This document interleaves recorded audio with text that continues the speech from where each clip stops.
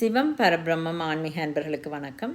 இது இன்றைய காலத்தில் எங்கட கலாச்சாரத்தில் கடைப்பிடிக்கப்படும் திருமணம், விவாகரத்து, மறுமணம் என்பதை பற்றியது.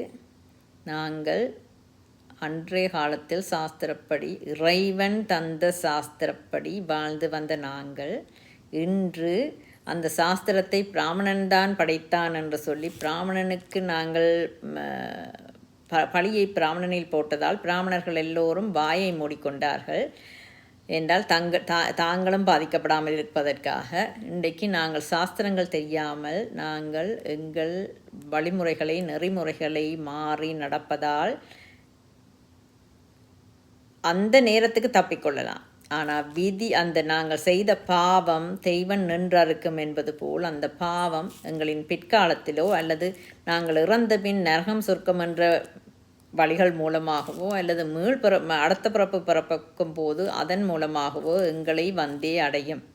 சரியா? அதிலிருந்து நாங்கள் யாரும் தப்ப முடியாது. அவரவர் செய்யும் பாவம் அவரவருக்கு. இது நான் சொல்வது மட்டும்தான் என்ற கடமை. நீங்கள் அதை எப்படி எடுக்கிறீர்கள், கடைப்பிடிக்கிறீர்கள் என்பது உங்களை பொறுத்தது. பிராமணர்கள் வாயை மூடிக்கொண்டார்கள், நான் வாயை மூடவில்லை. நான் உள்ளதை சொல்கிறேன். பின்பற்றி பயன்பெற வேண்டியது உங்களை அவரவரை பொறுத்ததை ஒழிய யாரையும் கட்டாயப்படுத்த முடியாது என்ற உலக நடைமுறையைத்தான் சொல்லுவேன். சரியா? அப்போ இருந்தே நாங்கள் எங்களோட சாஸ்திரங்கள் எல்லாம் பெண் அடிமைத்தனம், பிற்போக்குத்தனம், மூட நம்பிக்கை என்ற எதுவும் மூட நம்பிக்கையில் படைச்சவன் வகுத்த விதி. சரியா? சாஸ்திர விதிகள் படைச்சவன் வகுத்தது. அதை யார் மீறினாலும் தண்டனையே. சரியா? அது யார் மீறினாலும் தண்டனை தான். சரியா? அது இப்போ எங்களுக்கு அதான் மாய உலகில் எங்களுக்கு நாங்கள் தப்புற மாதிரி இருக்கலாம். ஆனால் யாருமே தப்ப மாட்டீர்கள். யாருமே தப்ப முடியாது. சரியா?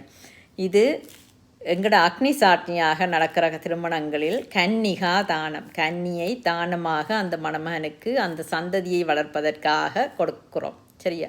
அதுதான் அந்த திருமணத்தில் நடக்கிறது.